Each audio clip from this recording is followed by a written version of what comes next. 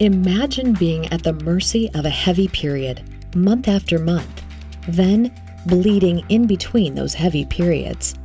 Or think about having to pee frequently because of constant pressure on your bladder. Some of us are just imagining the agony of these scenarios. Others know the reality of them because they're living with uterine fibroids. Up to 80% of women will develop fibroids by the time they reach 50. Fibroids, also known as leiomyomas, are growths that form in the uterus. They're made up of muscle and connective tissue from the uterine wall.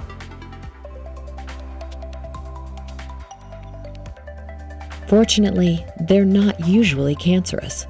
Another thing to keep in mind, having fibroids doesn't increase the chances of getting other forms of uterine cancer. Many women aren't even aware that they have fibroids because they're small and don't cause any problems. However, larger ones can cause excessive or painful bleeding during periods or between periods, fullness or bloating in the lower abdomen, frequent urination, pain during sex, low back pain, constipation, inability to pee or empty the bladder.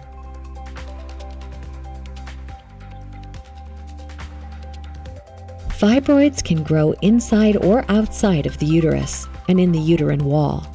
While they can be as small as a pebble or as large as a watermelon, having them doesn't mean that it's impossible to get pregnant. However, they can increase in size during pregnancy. Large fibroids keep a baby from being able to flip into the correct fetal position. This increases the risk of a breech birth. In very rare cases, fibroids could put you at higher risk for a preterm or C-section delivery. Because of these risks, your healthcare provider will monitor them throughout your pregnancy.